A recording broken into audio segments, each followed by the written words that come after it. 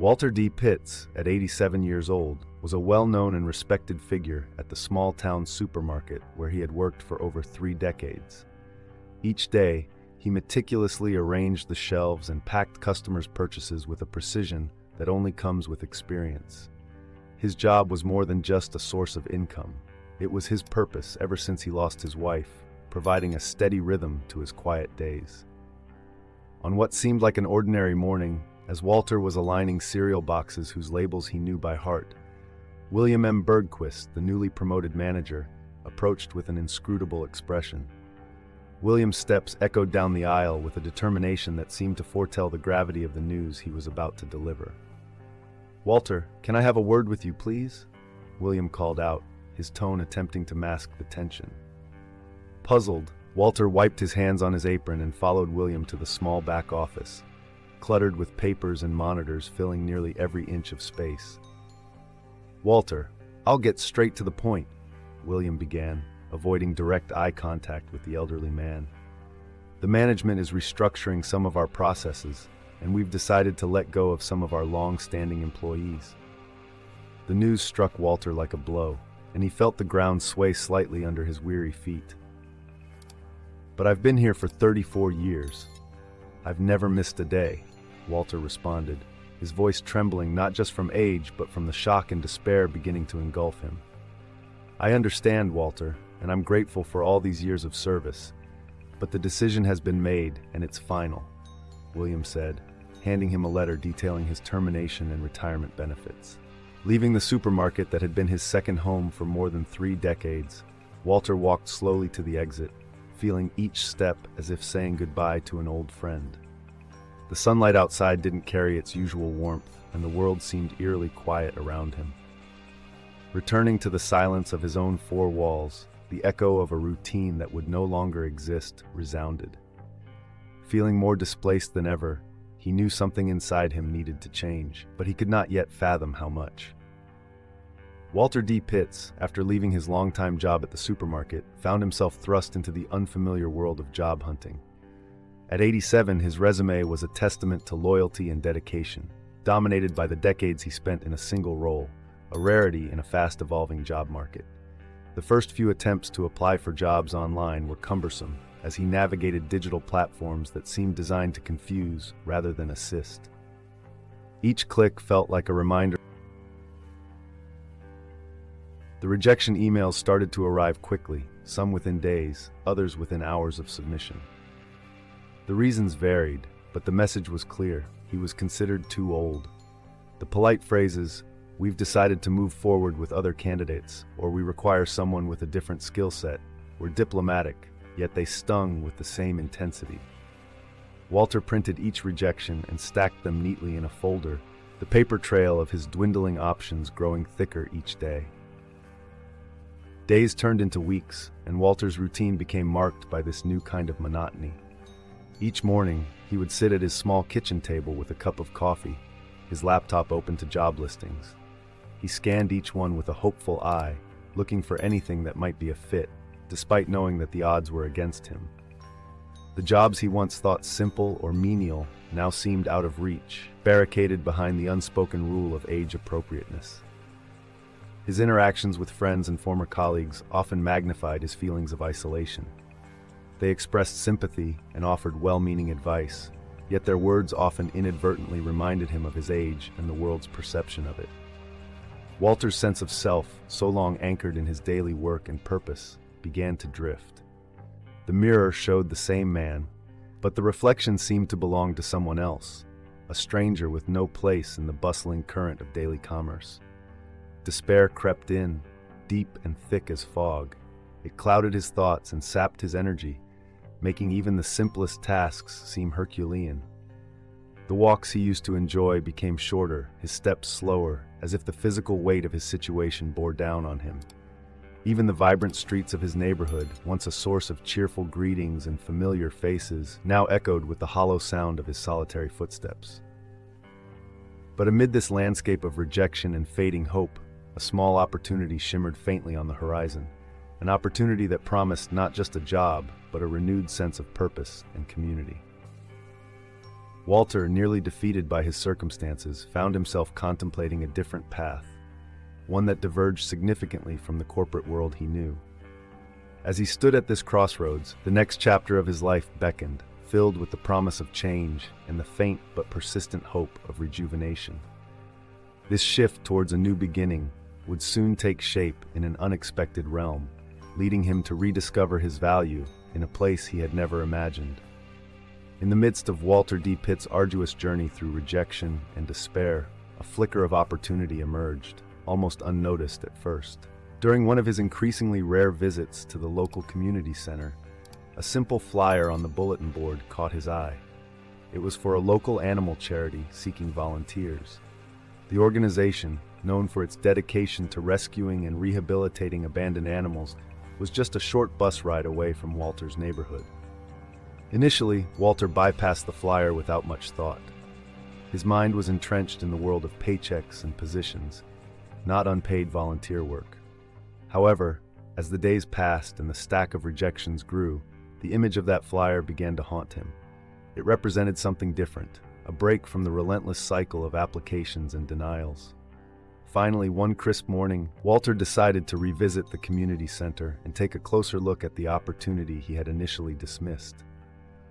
The charity, nestled on the edge of town, operated out of a modest building surrounded by spacious enclosures and small, well-maintained gardens. When Walter first stepped into their world, he was greeted not by the sound of phones ringing or the clack of keyboards, but by the gentle hum of activity. Volunteers preparing meals, cleaning enclosures, and the soft, contented sounds of animals at rest. The atmosphere was a stark contrast to the sterile environments of the places he had applied to work. At first, Walter felt out of place. The other volunteers were mostly younger, their energy and quick movements a vivid reminder of his age and his recent feelings of obsolescence. But as he started to engage with the tasks, something within him began to shift. The simple act of filling food bowls or brushing a dog's coat became moments of quiet satisfaction. Each grateful nuzzle from a dog or purr from a cat seemed to chip away at the wall of uselessness that had built up around him. As weeks turned into months, Walter's initial reluctance gave way to a deeper commitment. He learned the names and personalities of each animal, their likes and dislikes, and their quirks. The staff at the charity came to rely on his punctuality, his thoroughness, and unexpectedly, his problem-solving skills, which had gone unappreciated in his previous job applications. His newfound purpose was not found in a paycheck, but in the grateful eyes of the animals he helped nurture back to health. The transformation was not lost on those around him. The volunteers and staff saw the change in Walter, from a man weighed down by his circumstances to one who found joy in his daily interactions. His heart, heavy with the failures of his past attempts to reconnect with the workforce, began to feel lighter. His days were filled with meaningful work, and slowly the idea of this being just a stopgap until a real job came along faded away. As Walter embraced his role at the charity, he realized that this experience might not just be a temporary solace, but could indeed be the gateway to a new beginning. The thought was both exhilarating and daunting. As he continued to care for the animals, his journey of transformation and self-discovery was only just beginning, setting the stage for a deeper exploration of his capabilities and a fuller embrace of his new life's chapter. As the weeks turned into months at the animal charity, Walter D. Pitts found not just solace, but a profound sense of renewal. His daily routine at the charity began with the sun barely cresting the horizon, the cool morning air filled with the anticipatory sounds of the shelter stirring to life. Walter was often the first to arrive, unlocking the gates and greeting each animal with a gentle word or touch, affirming their worth and his own. The work, though physically demanding, brought a vitality to Walter that he hadn't felt in years. He immersed himself in every task, from scrubbing kennels to administering medications to the more frail residents. His meticulous care ensured that the animals thrived, and his efforts didn't go unnoticed. The local community, initially unfamiliar to him in this new capacity, began to see him in a different light. People who visited the charity to adopt or donate often left with praises for the elderly volunteer who handled the animals not just with efficiency, but with palpable love. Walter's influence extended beyond the practical tasks. Inspired by his commitment, other volunteers often found themselves putting in extra hours, mirroring his dedication. The charity's small team, bolstered by Walter's reliability and enthusiasm, began to innovate and expand their outreach. They organized community events, adoption fairs, and educational programs, all initiatives that Walter supported wholeheartedly. His presence became synonymous with the charity itself, a symbol of resilience and compassion. This newfound purpose did more than just fill Walter's days, it transformed him. The sense of uselessness that had once shadowed his thoughts began to dissipate, replaced by a quiet confidence. His posture, once slumped with defeat, was now upright, carrying the pride of someone who knew they were making a difference. His interactions with the community, previously tinged with the embarrassment of his unemployment, were now vibrant exchanges about the work at the charity and the lives they were changing. Moreover, Walter's compassion for the animals began to heal other parts of his life.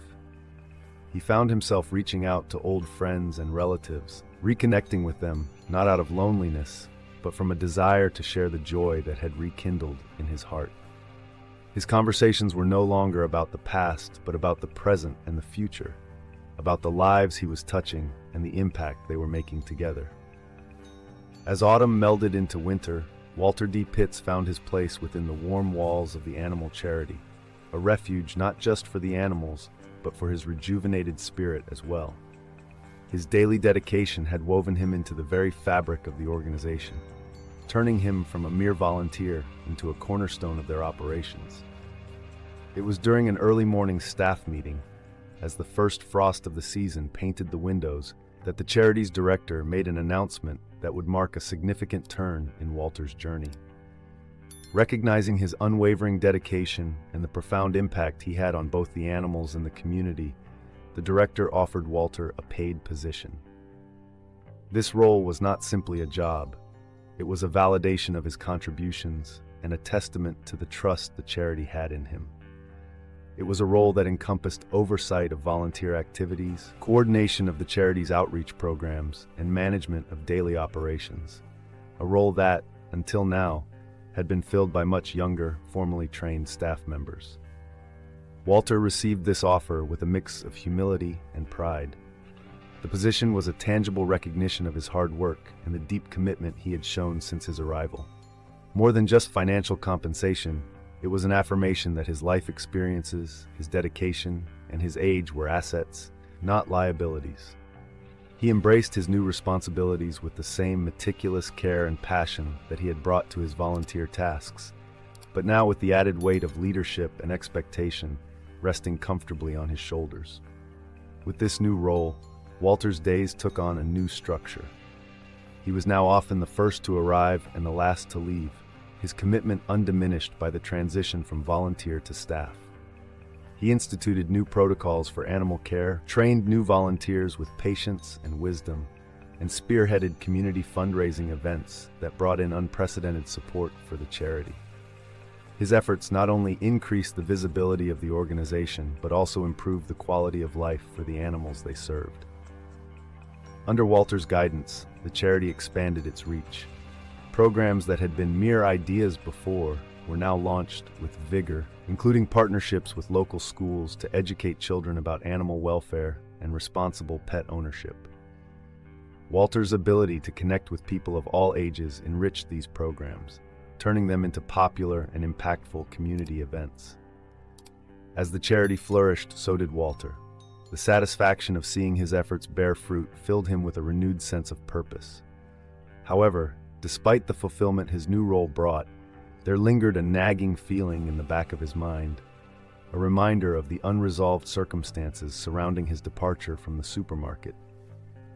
This feeling, initially overshadowed by the joy of his work at the charity, began to surface more frequently, a subtle undercurrent in his otherwise contented days.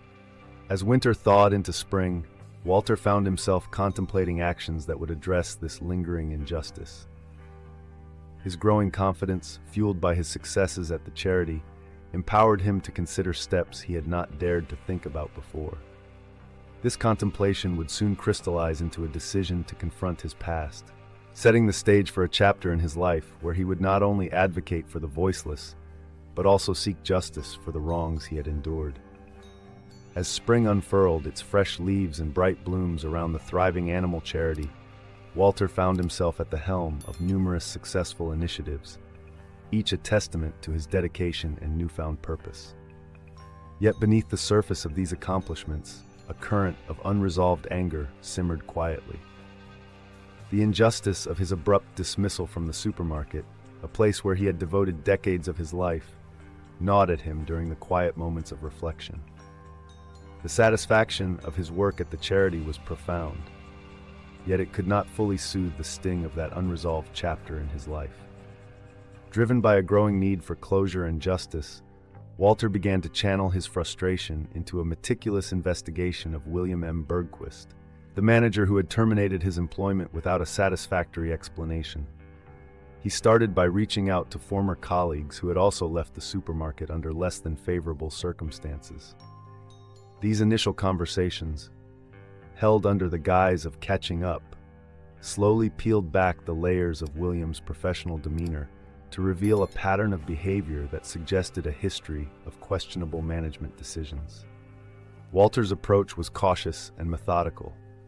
He spent evenings poring over online records and social media platforms, searching for clues that could lead to a deeper understanding of William's professional history. His small home office transformed into a quiet command center, with notes and timelines adorning the walls, each piece of information another thread in the complex tapestry he was weaving. As his investigation deepened, Walter discovered that William had a history of moving from one managerial position to another with unusual frequency. This revelation raised red flags about his conduct in previous roles. Further digging revealed a trail of ambiguous professional stints, punctuated by sudden departures, often shortly after allegations of misconduct had surfaced. These pieces of the puzzle began to form a clearer picture of the type of manager William was, and they fueled Walter's determination to uncover the full truth. Amidst this clandestine investigation, Walter maintained his responsibilities at the charity with unwavering commitment. By day, he was the passionate leader of the charity, deeply involved in every aspect of its operation. By night, he was a determined investigator, driven by a quest for justice, not just for himself, but for others who might have been wronged by similar managerial abuses of power. This dual life was draining, yet Walter's resolve only strengthened with each new piece of evidence he gathered. His journey into William's past was about to intersect with unexpected allies and resources, broadening the scope of his quest for justice. This painstaking work, though hidden from the public eye, was setting the stage for a confrontation that could not only redeem his own past, but also illuminate the hidden injustices within the workplaces he had left behind. As Walter delved deeper into the shadows of William M. Bergquist's professional past, the spring air grew heavy with the scent of revelations that Walter had not anticipated. His investigation, initially a personal quest for justice, had morphed into a detailed expose of a career built on dubious ethical grounds. Walter, methodical and persistent, had gathered enough strands to weave a compelling narrative of William's professional conduct. The evidence Walter uncovered painted a stark portrait of a career marked by repeated instances of unethical behavior. It was not just the high turnover under William's management or his frequent job changes that raised eyebrows. It was the consistent pattern of employee complaints and quiet settlements that hinted at deeper issues. Documents, emails, and testimonials from past associates of William, collected discreetly by Walter, revealed a manager who not only exploited his power, but also systematically silenced dissent. Each discovery was meticulously documented by Walter. He created a timeline that traced William's career back to its early days, noting every abrupt departure and the circumstances that surrounded them. In one instance, at a previous job, William had been at the center of a significant controversy involving the manipulation of employee work hours to avoid paying overtime, a scandal that was quietly resolved when William suddenly moved on to another company. Further scrutiny revealed more serious allegations, including harassment and discrimination. These accusations had been subtly handled by human resource departments, with complainants leaving the company shortly after raising their concerns, often under the shadow of non-disclosure agreements. The pattern was clear and troubling, and Walter's growing dossier on William included not just anecdotes, but also legal documents and correspondence that hinted at a man skilled in navigating and possibly manipulating the corporate legal system to his advantage. As the investigation progressed, Walter's initial anger gave way to a profound sense of responsibility. He realized that what he had uncovered could have implications far beyond his own grievance. There were potentially dozens of employees who had suffered under William's management, their careers and lives disrupted by his unethical practices. This realization galvanized Walter, transforming his quest from a personal vendetta into a moral crusade. Armed with a substantial body of evidence, Walter understood that the next steps would involve more than just confronting William or the supermarket's upper management. This was about bringing to light a pattern of behavior that was toxic and damaging, potentially affecting countless individuals. Walter prepared himself for the challenges ahead, knowing that the unveiling of such truths could stir significant upheaval. As the details of William's professional misdeeds were laid bare in Walter's meticulous records, the stage was set for a broader confrontation. Walter knew that the revelations would disrupt lives and careers, including his own once more, but he remained steadfast. The truth, he believed, had the power to initiate change, and as he organized his findings, he was poised to bring these issues to a head, challenging the very structures that had allowed such behaviors to go unchecked for so long. As the warmth of early summer began to soften the edges of the days, Walter's investigation into William M. Bergquist's professional misconduct transitioned from a solitary endeavor to a collective gathering of voices and evidence. Walter, whose initial steps had been cautious and measured, now found himself at the center of a network of former employees, each carrying their own stories of discontent and mistreatment under William's management. With meticulous attention to detail, Walter began compiling a comprehensive dossier. His small home office was transformed into a repository of documents, each carefully labeled and organized. There were employment contracts with unusual clauses, secretive settlement agreements, and a trove of internal emails that had been leaked by sympathetic insiders who trusted Walter with their disclosure. As he delved deeper, Walter reached out to former employees across the spectrum of William's career. These were people from different backgrounds and positions, but all shared a common thread in their professional histories. Each had experienced or witnessed questionable practices under William's management. Through phone calls and discreet meetings in nondescript coffee shops, Walter listened to their stories, noting the similarities in their experiences. These narratives painted a picture of a manager who not only bent the rules to his favor, but also created an environment of fear and suppression. The stories varied from undue pressure to meet unachievable targets to more severe cases of discrimination and harassment. One former employee spoke of a culture of silence, where complaints were either ignored or led to subtle retaliations. Another shared a copy of a performance review that was suspiciously negative shortly after she had questioned William's decision-making in a team meeting. Each piece of evidence added another layer to the growing case against William, reinforcing the pattern of behavior that Walter had initially suspected. Armed with this mounting evidence, Walter also sought the expertise of legal advisors who could help him understand the potential implications of his findings. These consultations were eye-opening and sometimes disheartening, as Walter realized the complexities of confronting such deep-rooted issues within a corporate framework. Nevertheless, the advice he received helped to refine his approach, ensuring that his efforts to expose William would stand up to scrutiny and possibly lead to actionable outcomes. The evidence collection phase was exhaustive and emotionally taxing.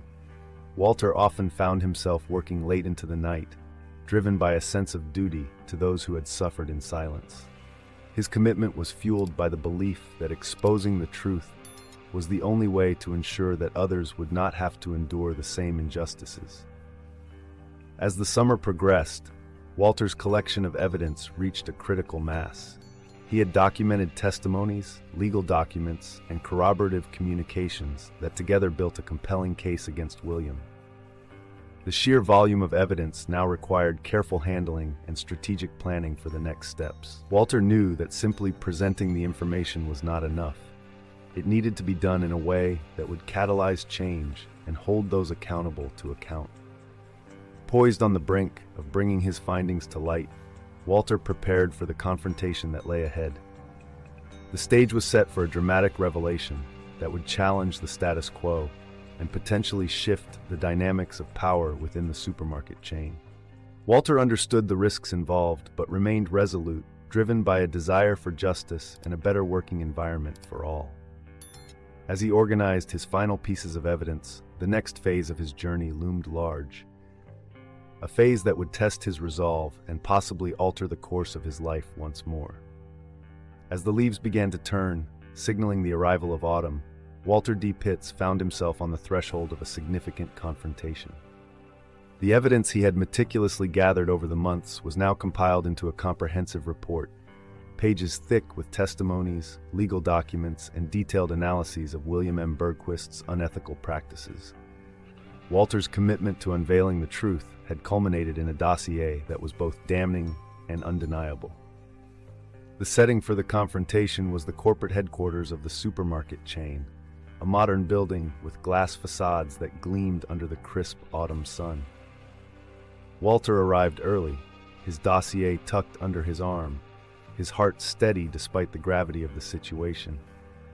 He had arranged a meeting with the supermarket's upper management under the guise of discussing his wrongful termination, but his true intent was to expose the deeper malfeasance he had uncovered. As he was ushered into a sleek, minimalist conference room, Walter set up his documents with precision. Each page, each chart, and each email was organized to tell the story not just of a wrongful dismissal, but of a culture of misconduct that had flourished under William's management. He laid out the patterns of behavior, the silence complaints, and the unjust treatment of employees that had been corroborated by many. The upper management team entered the room, a group of suited individuals whose expressions ranged from curious to cautious. They knew Walter as a former long-term employee, and his presence there, in such a serious capacity, shifted the room's atmosphere to one of tense anticipation. Walter began his presentation without preamble, his voice steady and his narrative clear. He walked them through the evidence, pointing out the timelines of reported incidents and the corresponding departures of employees who dared to speak up. His documentation painted a vivid picture of a manager who exploited his authority for personal gain and at the expense of those he managed. The reaction from the upper management was a mix of shock and discomfort. Walter's presentation was not just a recounting of personal grievances. It was a compelling indictment of their oversight and the corporate culture they had cultivated. The detailed documentation and the personal testimony, delivered with calm but undeniable anger, made it impossible for them to dismiss his claims. As Walter concluded, the room was thick with a charged silence. He had laid bare not only the misdeeds of one manager, but had also implicated the broader managerial structures that had allowed such behavior to go unchecked. The implications of his findings were clear, and the ball was now firmly in the court of the supermarket's upper management. The meeting ended with promises of internal investigations and reviews, but Walter knew that his journey was far from over. His confrontation had set the wheels of accountability in motion, but the true measure of its success would depend on the actions that would follow from the supermarket's leadership. As Walter left the building, the crisp air seemed to echo the clarity of his purpose. He had done more than confront his own past. He had sparked a potential overhaul of how the supermarket addressed ethical management and employee treatment. With his dossier still in hand, he stepped out into the fading light of the day, ready for the next phase of this battle, a phase that would involve not just waiting for responses, but actively ensuring that the promises made were kept.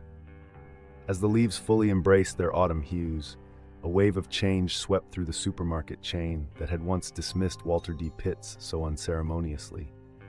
The internal investigation, spurred by Walter's compelling confrontation, was thorough and swift. Guided by the undeniable evidence Walter had provided, the investigation peeled back the layers of mismanagement and unethical practices that had marred the supermarket's operations under William M. Bergquist's supervision. The findings of the investigation were clear and damning. Documented instances of employee exploitation, misuse of authority, and a culture of silence that had stifled complaints for years culminated in a decisive action by the supermarket's board. William M. Bergquist was dismissed from his position, a move that sent ripples throughout the organization. This decision was not just a termination of employment. It was a public acknowledgement of the failures in oversight and governance that had allowed such behaviors to proliferate. In the wake of Williams' dismissal, the supermarket's upper management took steps to repair its tarnished reputation and restore trust among its employees and customers. Part of this reparative process involved reaching out to Walter, the man whose tenacity and dedication to justice had brought these issues to light.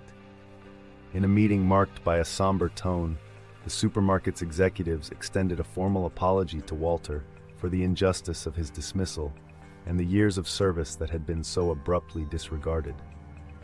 More than just words, the apology came with a tangible offer. Walter was invited to return to his position at the supermarket, not just as a packer, but with a role that acknowledged his contributions. The offer was accompanied by a promise of improved work policies, including better handling of employee complaints, transparent management practices, and regular reviews to ensure a fair and respectful work environment. These proposed changes were part of a broader initiative to overhaul the supermarket's culture, an initiative that Walter's actions had directly inspired. Walter received this offer with mixed emotions. The vindication of seeing justice served was profound, yet he was acutely aware that his fight had changed him. The supermarket was no longer just a place of employment, but a symbol of his larger battle against workplace injustice. Accepting the offer to return meant engaging with this institution on new terms, under new expectations.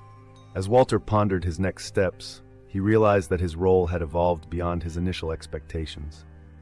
He was no longer merely fighting for his own justice, but had become a catalyst for broader change within the supermarket chain. This realization deepened his sense of responsibility and shaped his thoughts as he considered the offer to return to his old job. The decision lay ahead of him, fraught with implications for his future and the future of the supermarket. As he left the meeting, the crisp autumn air felt like a breath of new beginnings, hinting at the next chapter of his journey. A chapter that would involve not just returning to a job, but actively participating in the transformation of a workplace. As the chill of winter began to settle, the story of Walter D. Pitts transformed from a personal victory into a communal beacon of hope and empowerment. The news of his successful confrontation with the supermarket's upper management and the consequential changes within the company did not remain confined within the walls of the supermarket or its corporate offices. Instead, it spread throughout the community, carried by local news articles, community bulletins, and the fervent discussions at local gatherings. Walter's tale resonated particularly deeply within the ranks of other employees in various sectors who had felt marginalized or unfairly treated. His story was no longer just his own. It became a symbol of what could be achieved through resilience and an unwavering commitment to justice. Local newspapers featured in-depth articles detailing Walter's journey, highlighting the systemic issues he had helped uncover and the steps being taken by the supermarket to rectify these long-standing problems. The ripple effect of Walter's actions extended beyond mere news coverage. Community groups and local labor unions began to cite his case as a pivotal example during meetings and workshops focusing on workers' rights and corporate accountability. Seminars and forums sprang up aimed at educating employees on their rights and the proper channels to voice grievances. Walter's story, often featured as a case study, inspired a new dialogue about workplace dignity and the power of individual action in effecting corporate change. Moreover, Walter's victory spurred local activists to organize support networks for employees in similar situations. These networks aim to provide not just moral support, but also legal advice to those who felt intimidated or uncertain about how to handle workplace injustices. The impact of these efforts was palpable, as more employees began to step forward with their stories, empowered by the example Walter had set. Within the supermarket chain itself, Walter's return to his position under new, improved conditions served as a living testament to the potential for change. His presence was a constant reminder to both management and staff of the company's commitment to its new policies and the serious repercussions of neglecting employee welfare. This shift was not without its challenges, but Walter's ongoing involvement in policy reviews and his open discussions with other employees helped to foster a new culture of transparency and respect. As Walter observed these unfolding changes, he felt a profound sense of accomplishment and purpose. The broader impact of his fight against injustice had grown beyond what he had initially imagined, creating a legacy that would likely outlast his tenure at the supermarket. This realization brought a deep sense of fulfillment, but also a renewed sense of responsibility to continue advocating for fair and ethical treatment in the workplace. As the year drew to a close and the community prepared to usher in a new season, Walter's journey from a solitary fight to a community-wide movement was marked by an ever-growing circle of influence. What began as a personal quest had ignited a larger discourse on justice and fairness, setting the stage for continued advocacy and change. As Walter looked ahead, he knew that his work was far from over, and the next chapter of his story would involve nurturing and guiding the movement he had helped spark. As the narrative of Walter D. Pitts' battle against workplace injustice rippled through the community, it brought an unexpected surge of attention and support to another cornerstone of his life, the animal charity where he had found solace and purpose. The charity, once a humble operation struggling with the day-to-day challenges of underfunding and limited public visibility, began to experience a transformative uplift. With Walter's story highlighting the profound effects of compassion and advocacy, both individuals and businesses within the community started looking at the charity with new eyes. Donations began to flow in at an unprecedented rate, not just monetary contributions, but supplies, services, and volunteer time as well. Local businesses offered sponsorships, eager to associate with the charity that had helped mold a local hero. Each donation, each volunteer hour was a testament to the community's respect for Walter and a direct result of the inspiring narrative he had created. The increase in resources enabled the charity to expand its facilities and services significantly. New kennels were constructed and old ones were renovated, providing a safer and more comfortable environment for the animals. The charity also expanded its staff, hiring additional veterinarians and support staff to ensure that each animal received the care it deserved. Educational programs, once sporadic due to staffing and funding limitations, became regular events, drawing in school groups and community members eager to learn about animal care and welfare. Moreover, the charity established new outreach programs aimed at preventive care in the community, such as free vaccination drives and spaying-neutering services, which helped reduce the number of animals suffering in the streets. These initiatives not only improved the lives of countless animals, but also educated the community about responsible pet ownership, creating a cycle of welfare that went beyond the charity's walls. As the charity grew, so did its impact. It became a hub for community engagement, a place where people from various backgrounds came together for a common cause. The charity's events, such as adoption days and fundraising galas, became notable entries in the community's social calendar, attended by those who wanted to support a good cause while participating in the communal life of the area. Walter, witnessing the charity's transformation, felt an immense pride in the role he had unwittingly played in its growth. He saw the charity not just as a refuge for abandoned animals, but as a beacon of community spirit and generosity. His connection to the charity deepened, and he took on even more responsibilities, driven by a desire to give back to the institution that had given him so much during his time of need. The story of the charity's growth and its role in the community continued to intertwine with Walter's own story of redemption and advocacy. As the charity planned to celebrate its expanded facilities and programs with a grand community event, Walter prepared to use this platform not only to highlight the charity's achievements, but also to reinforce the message of resilience and community support that had defined his journey.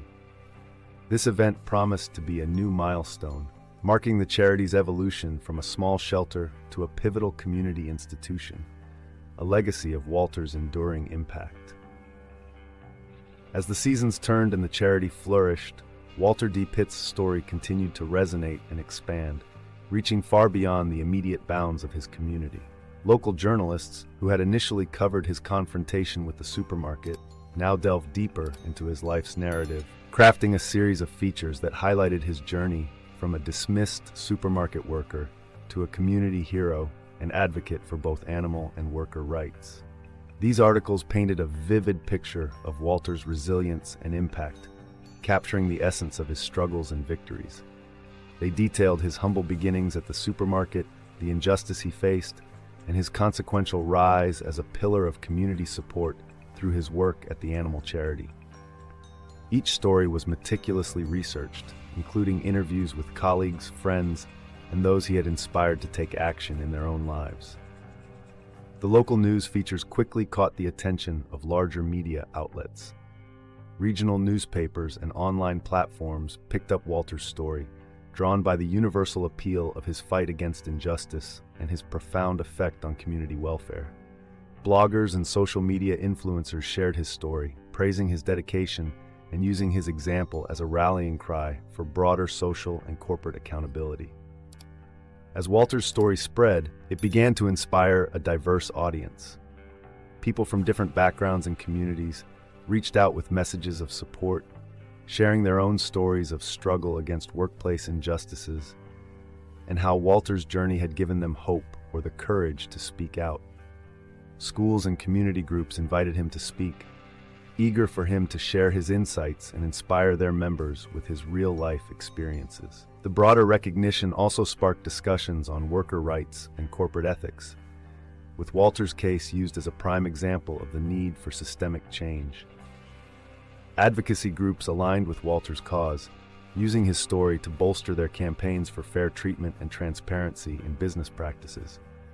His narrative had transcended personal vindication, becoming a symbol of the fight against oppression and a beacon for change.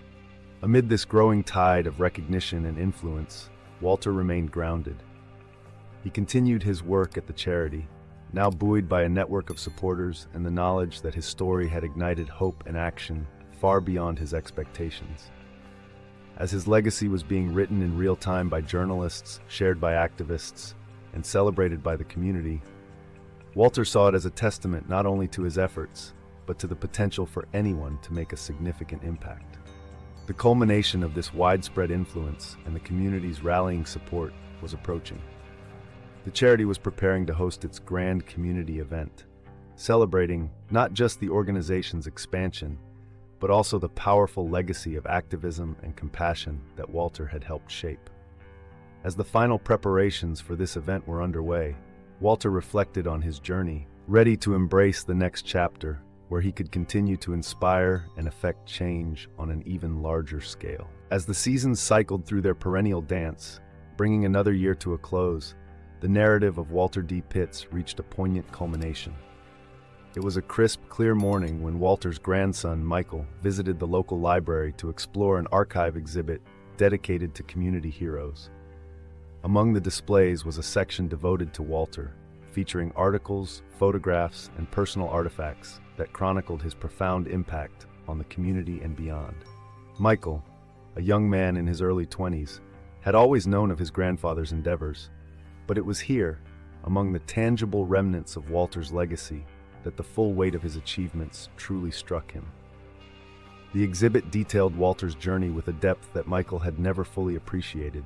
The challenges Walter faced, the battles he fought, and the victories he secured, not just for himself, but for many others. There, amidst the quiet rows of historical documents, Michael felt a deep connection to his grandfather's spirit of resilience and advocacy. Moved by the stories and testimonials from those his grandfather had helped, Michael spent hours at the exhibit, absorbing every detail. He read letters of thanks from community members, saw pictures of Walter at various charity events, and even a copy of the reform policies his actions had helped instigate at the supermarket. Each piece added to a mosaic of a man who had turned personal adversity into a catalyst for broader societal improvement. As the day waned, Michael left the library with a new sense of purpose. He walked through the town, tracing the paths his grandfather might have walked, eventually finding himself at Walter's gravesite. The graveyard was peaceful, with the gentle rustle of leaves and the soft chirping of birds. Standing before Walter's tombstone, which bore inscriptions of his name and simple epitaphs of his roles, veteran, advocate, hero, Michael felt a profound sense of continuity and duty. In that quiet, reflective moment, Michael made a vow to continue his grandfather's legacy. He recognized that the torch of kindness, justice, and community service that Walter had carried was now passed to him. Inspired by the depth of his grandfather's compassion and driven by the stories of change he had enacted, Michael committed himself to pursuing a path that would similarly seek to uplift and support those in need. He envisioned initiating community projects, perhaps starting with an extension of the animal charity's work, or advocating for fair employment practices, continuing the fight his grandfather had begun. As he departed from the gravesite, Michael felt a renewed connection to his grandfather's aspirations and achievements. It was as if Walter's spirit was guiding him, lending him the courage and conviction to embark on this journey. With each step away from the grave, Michael stepped closer to a future where he could apply the lessons learned from his grandfather's life, ready to make his own mark and help others, just as Walter had done. This was more than just a symbolic passing of the torch. It was a continuation of a profound legacy, a new chapter not just in his life, but in the ongoing story of their family's commitment to making a difference. So, if you're not subscribed yet, click on the subscribe button below and join our community. Thank you for your support and see you in the next videos.